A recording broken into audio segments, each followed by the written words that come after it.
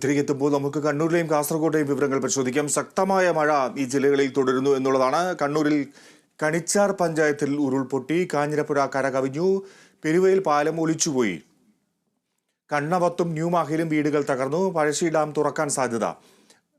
Joseph Augustine വിവരങ്ങൾ നൽകും. Joseph, Kasaragod വലിയ ദുരന്തം ഉണ്ടായിട്ടില്ല എങ്കിൽ കൂടി അതിശക്തമായ ദുരിതം അല്ലെങ്കിൽ കൂടുതൽ ദുരിതം റിപ്പോർട്ട് ചെയ്യുന്നുണ്ട്. എങ്ങനെയാണ് ഏറ്റവും ഒടുവിലത്തെ വിവരങ്ങൾ? ഫിജി, കണ്ണൂരും കാസർഗോഡും ജില്ലയിലും 24 മണിക്കൂറായി കനത്ത മഴ പെയ്യുന്ന സാഹചര്യമാണ് നിലവിലുള്ളത്. കാസർഗോഡ് ജില്ലയ്ക്ക് നാളെ അവധി നൽകിയിട്ടുണ്ട്. പ്രൊഫഷണൽ കോളേജ് ഉൾപ്പെടെയുള്ള വിദ്യാഭ്യാസ സ്ഥാപനങ്ങൾക്കാണ് നാളെ അവധി നൽകിയിട്ടുള്ളത്. ഈ ദേശീയപാത സ്ഥിതി ചെയ്യുന്ന സ്ഥലങ്ങളിൽ, പണി നടക്കുന്ന സ്ഥലങ്ങളിൽ പ്രത്യേക ജാഗ്രത നിർദ്ദേശം നൽകിയിട്ടുണ്ട്.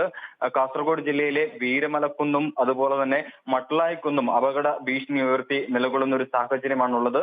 ഇവിടെ മണ്ണിടിച്ചിൽ സാധ്യതയുണ്ട് എന്നാണ് കാലാവസ്ഥാ വകുപ്പ്, ജിയോളജിക്കൽ വകുപ്പ് അടക്കം നൽകുന്ന നിർദ്ദേശം. ഈ പ്രദേശങ്ങളിലുള്ളവർ ഉടൻ തന്നെ ദുരിതാശ്വാസ ക്യാമ്പുകളിലേക്ക് മാറുകയോ സുരക്ഷിത സ്ഥാനത്തേക്ക് മാറണമെന്നും ഈ ജില്ലാ ഭരണകൂടം അടക്കം വ്യക്തമാക്കുന്നുണ്ട്. ജില്ലയിൽ 24 മണിക്കൂറും പ്രവർത്തിക്കുന്ന കൺട്രോൾ റൂമുകൾ ഇതിനോടകം തന്നെ പ്രവർത്തനം ആരംഭിച്ചു. വിനോദസഞ്ചാര മേഖലയിലെയും തീരദേശത്തും അതുപോലെ തന്നെ മലയോര മേഖലയിലുള്ളവരും കനത്ത ജാഗ്രത പാലിക്കണമെന്നാണ് ഇപ്പോൾ ലഭിച്ചിട്ടുള്ള നിർദ്ദേശം. മറ്റ് അനിഷ്ട സംഭവങ്ങളൊന്നും നിലവിൽ റിപ്പോർട്ട് ചെയ്തിട്ടില്ല. കഴിഞ്ഞ 24 മണിക്കൂറായി കാസർഗോഡ് ജില്ലയിൽ അതിശക്തമായ മഴ പെയ്യുന്ന ഒരു സാഹചര്യമാണ് നിലവിലുള്ളത്.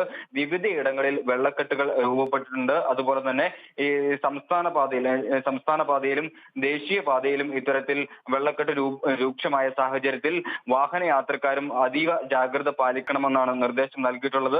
എന്തെങ്കിലും അനിഷ്ട സംഭവങ്ങൾ ഉണ്ടായാൽ അതിനെ പ്രതിരോധിക്കാൻ വേണ്ടി ദുരന്ത നിവാരണ വകുപ്പ് എല്ലാ ക്രമീകരണങ്ങളും ഇതിനോടകം പൂർത്തിയാക്കിയിട്ടുണ്ട്. കണ്ണൂർ ജില്ലയിലും വിവിധയിടങ്ങളിൽ വെള്ളക്കെട്ട് രൂക്ഷമാകുന്ന ഒരു സാഹചര്യമുണ്ടായി. ചിലയിടങ്ങളിൽ ഉരുൾപൊട്ടലും രേഖപ്പെടുത്തിയിട്ടുണ്ട്. പട്ടുവം, കൂത്താട്ടെ, ഇടപ്പക്കുന്ന് ഇടിയുകയുണ്ടായി. നിരവധി കല്ലുകൾ ഈ സമീപത്തെ വീടുകളിലേക്ക് പതിച്ചു.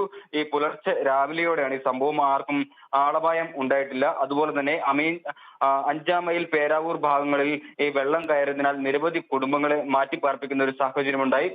5ഓളം വീടുകൾ ഇത്തരത്തിൽ വെള്ളം കയറിയിട്ടുണ്ട്. ഇവരെ ദുരിതാശ്വാസ ക്യാമ്പിലും ബന്ധുജനങ്ങളുടെ വീട്ടിലേക്ക് മാറ്റിയിട്ടുണ്ട്.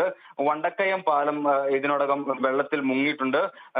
മട്ടന്നൂർ കണ്ണൂർ റോഡിലെ എടയൂർ എന്ന ഭാഗം വെള്ളത്തിലാണ്. അതുപോലെ തന്നെ നിരവധി കൃഷിയിടങ്ങളും പുരയിടങ്ങളും വെള്ളത്തിനടിയിലാകുന്ന ഒരു സാഹചര്യം നിലവിലുണ്ട്. ആളപായം ഒന്നും ഉണ്ടായിട്ടില്ല. ഈ ഉരുൾപൊട്ടൽ ഉണ്ടായ സ്ഥലത്ത് പ്രത്യേക ജാഗ്രത നിർദ്ദേശം നൽകിയിട്ടുണ്ട്. 6 കുടുംബങ്ങളെയാണ് ഇതിനോടകം മാറ്റി പാർപ്പിച്ചിട്ടുള്ളത്.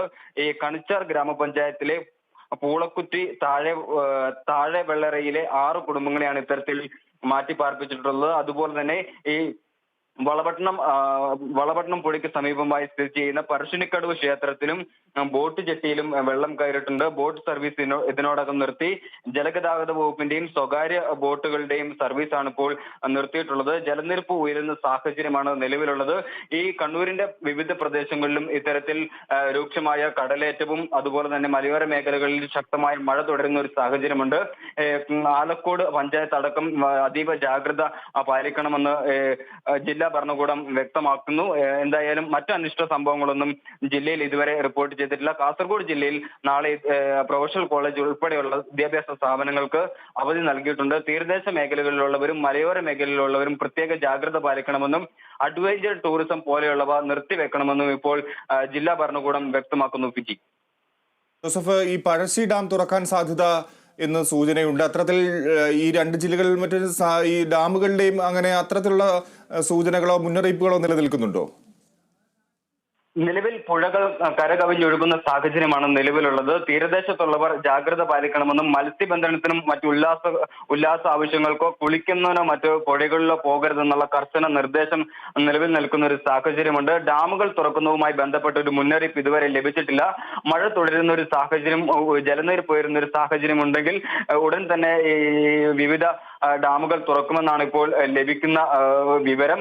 എന്തായാലും ഇതുമായി സംബന്ധിച്ച് ഇതുവരെ ഒരു മുന്നറിയിപ്പുകൾ ഒന്നും ലഭിച്ചിട്ടില്ല. പക്ഷേ ഈ പുഴയോരത്തും നദീതീരങ്ങളിലും ഉള്ളവർ പ്രത്യേക ജാഗ്രത പാലിക്കണമെന്നാണ് നിർദ്ദേശം നൽകിയിട്ടുള്ളത്. കർണാടക വനത്തിലും മഴ ശക്തമാവുന്ന ഒരു സാഹചര്യമുണ്ട്. അതുകൊണ്ട് തന്നെ ഈ കാര്യങ്കോട് പുഴ, തേജസ്വിനി പുഴ അടക്കമുള്ള പുഴയിൽ ഇറങ്ങരുതെന്നും കർശനമായിട്ടുള്ള ഒരു നിർദ്ദേശം നൽകിയിട്ടുണ്ട് ഫിജി. ശരി ജോസഫ്.